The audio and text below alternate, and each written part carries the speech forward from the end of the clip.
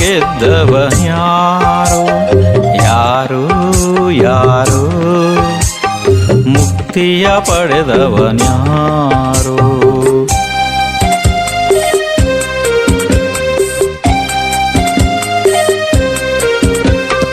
ಯಾರು ಯಾರು ಕರ್ಮವ ಗೆದ್ದವನ್ಯಾರು ಯಾರು ಯಾರು ಮುಕ್ತಿಯ ಪಡೆದವನ್ಯಾರೋ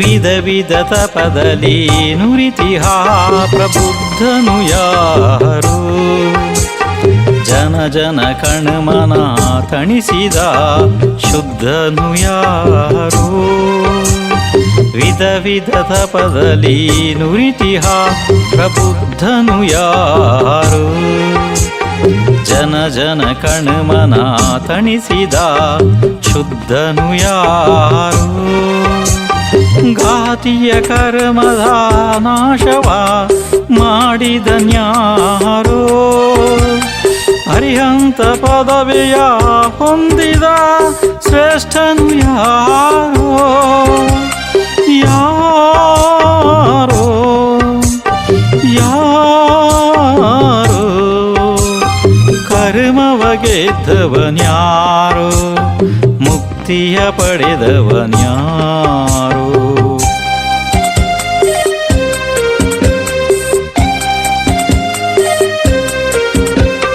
ಯಾರು ಯಾರು ಕರ್ಮವ ಗೆದ್ದವನ್ಯಾರೋ ಯಾರು ಯಾರು ಮುಕ್ತಿಯ ಪಡೆದವನ್ಯಾರೋ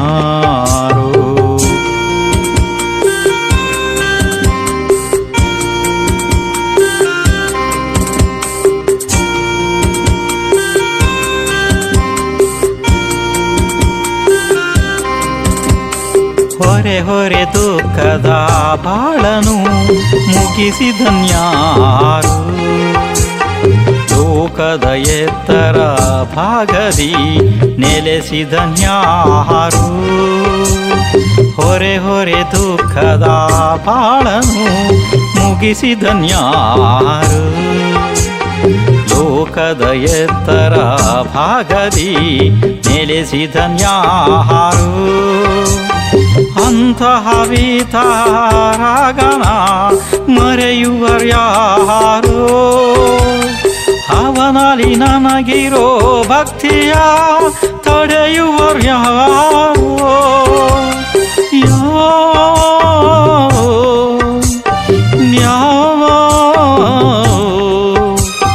ಕರ್ಮವ ಗೆದ್ದವನ್ಯಾರೋ ಮುಕ್ತಿಯ ಪಡೆದವನ್ಯಾರೋ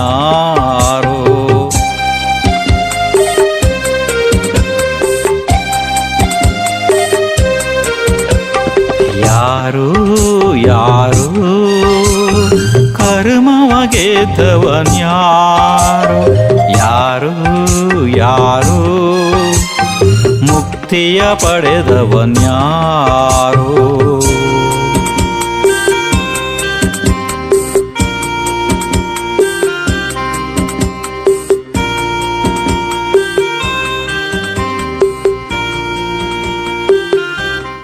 ಋಷಭನಾಥರಿಂದ ವರ್ಧಮಾನರವರೆಗೆ 24 ತನಕರಿಗೆ ಜಯವಾಗಲಿ, ಸಮಸ್ತ ನನ್ನ ಗುರುಗಳಿಗೆ ಜಯವಾಗಲಿ. ಈಗ ನೀವು ಯಾರೋ ಯಾರು ಅನ್ನುವಂಥ ಭಜನೆ ಅರ್ಥವನ್ನು ಕೇಳೋದಕ್ಕೆ ಬಂದಿದ್ದೀರಿ. ಅಲ್ಲಿ ಬರೆದಿದ್ದು ಅದು ಸರಳ ಇದೆ. ಯಾರೋ ಯಾರೋ ಕರ್ಮ ಗೆದ್ದವನು ಯಾರು, ಯಾರು ಯಾರು ಮುಕ್ತಿಯ ಪಡೆದವನು ಯಾರು, ಇದು ಸರಳ ಇದೆ. ಇದರ ಅರ್ಥ ನಾನು ಹೇಳೋದಿಲ್ಲ. ಇನ್ನು ಕೆಳಗಡೆ ನೋಡ್ಕೊಡ್ರಿ, ಅಲ್ಲಿ ಬರೆದು ನೋಡ್ಕೊಡ್ರಿ. ವಿಧ ವಿಧ ತಪದಲ್ಲಿ ನಿವೃತ್ತಿ ಪ್ರಬುದ್ಧನು ಯಾರು ಇದೆಯಲ್ಲ, ಅದು ನೋಡ್ಕೊಡ್ರಿ. ವಿಧ ವಿಧ ತಪ ಅಂದ ತಕ್ಷಣ ಈಗ ಬಂತು. ಹಾಗಾದ್ರೆ ತಪ ಯಾವುದು ನೋಡಿ. ಬಾಹ್ಯ ತಪ 6, ಅಭ್ಯಂತರ ತಪ 6. ಇದರೊಳಗಡೆ ಬಾಹ್ಯ ತಪ ಮೊದಲು ಹೇಳ್ತೀನಿ ಕೇಳ್ರಿ, ಲೆಕ್ಕ ಮಾಡ್ಕೊಡ್ರಿ.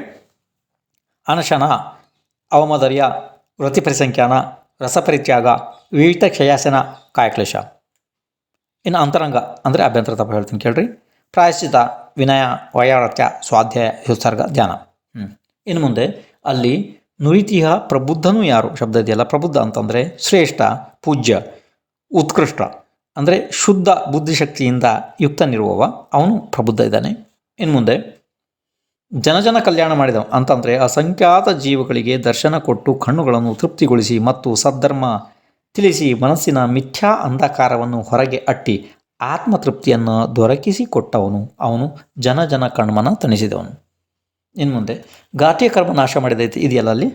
ಘಾಟ್ಯ ಕರ್ಮ ಅಂದರೆ ಜ್ಞಾನವರ್ಣೀಯ, ದರ್ಶನವರ್ಣೀಯ, ಮೋಹನೀಯ, ಅಂತರಾಯ.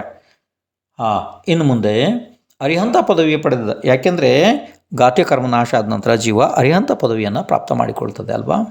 ಇನ್ನು ಮುಂದೆ ಇಲ್ಲಿ ಪದವಿಗಳು 5 ಇದ್ದಾವೆ. ಪರಮ ಪದವಿಗಳು ಯಾವುದು? ಅಸಿ ಆವುಸ ಅಂದರೆ ಅರಿಹಂತರು, ಸಿದ್ಧರು, ಆಚಾರ್ಯ, ಉಪಾಧ್ಯರು, ಸಾಧುಗಳು ಇರಲಿ. ಇನ್ನು ಮುಂದೆ ಮುಗಿತಿದೀಗ. ಅರಿಹಂತ ಪದವಿ ಪಡೆದ ಅಲ್ಲಿಗಾಯಿತು. ಇನ್ನು ಕೆಳಗಡೆ ನೋಡ್ರಿ, ಅಲ್ಲಿ ಹೊರೆ ದುಃಖದ ಇದೆಯಲ್ಲ, ಅಲ್ಲಿ ನೋಡ್ಕೊಡ್ರಪ್ಪ. ಹೊರೆ ದುಃಖ ಅಂದರೆ ನೋಡಿ ಈಗ ಶಾರೀರಿಕ ಮಾನಸಿಕ 2 ಪ್ರಕಾರದ ದುಃಖ ಅಲ್ವಾ. ಅದರಲ್ಲಿ ಶಾರೀರಿಕ ರೋಗದ ಸಂಖ್ಯೆ ಒಂದು ಸ್ವಲ್ಪ ಕೇಳ್ರಿ, ಬೇಕಾದ್ರೆ ಬರ್ಕೊಡ್ರಿ. 5,68,99,584. ಅದರಲ್ಲಿ ಈಗ ವಿಜ್ಞಾನಿಗಳಿಗೆ ಅಂದರೆ ಡಾಕ್ಟರ್ಗಳಿಗೆ ಗೊತ್ತಾಗಿರೋದು ಕೇವಲ 7,000 ರೋಗಗಳು ಒಳಗಡೆ ಮಾತ್ರ ಇದೆ. ಇದು ಸರ್ವಜ್ಞರ ಲೆಕ್ಕ, ಇದು ಬೇರೆಯೇ ಇದೆ, ಇರಲಿ. ಮತ್ತು ಅನ್ಯಜೀವಗಳಿಂದ ಆಗುವಂತಹ ಭಾರಿ ಹಿಂಸೆಗಳು ಇವೆಲ್ಲನ ಅನುಭವಿಸ್ಬೇಕಾಗುತ್ತೆ ಜೀವಕ್ಕೆ. ಇನ್ನು ಮಾನಸಿಕ ದುಃಖ ಅಂತಂದರೆ ಇಷ್ಟ ವಿಯೋಗ, ಅನಿಷ್ಟ ಸಂಯೋಗ, ಇದರಿಂದ ಜೀವಕ್ಕೆ ಅನಂತ ದುಃಖ ಆಗ್ತಾ ಇರ್ತದೆ. ಇನ್ನು ಮುಂದೆ ಇದನ್ನೆಲ್ಲ ಗೆದ್ದು ಅವರು ಲೋಕದ ಎತ್ತರ ಭಾಗದಿ ಅಂದರೆ ಇಲ್ಲಿಂದ 7 ರಜ್ಜು ಎತ್ತರದಲ್ಲಿ ಅವರ ನಿವಾಸ ಸ್ಥಾನ ಇದೆ, ಅಂದರೆ ತನುವಾತ ವಲಯದಲ್ಲಿ. ಅಂತಹ ವೀತರಾಗನ ಮರೆಯೋರು ಯಾರು? ಅವರು ವೀತರಾಗಿ ಭಗವಂತರು. ಅವ್ರನ್ನ ಯಾರು ಮರೆಯೋರು ಅಲ್ವಾ? ಅವನಲ್ಲಿ ನನಗೆ ಇರುವ ಭಕ್ತಿಯನ್ನು ತಡೆಯುವವರು ಯಾರು ಅಲ್ವಾ? ಅವರನ್ನು ನಾವು ಭಕ್ತಿ ಮಾಡ್ತಾನೆ ಇರ್ತೀವಿ, ಯಾಕೆಂದರೆ ಅವರು ಅಷ್ಟು ಶ್ರೇಷ್ಠ ಇದ್ದಾರೆ.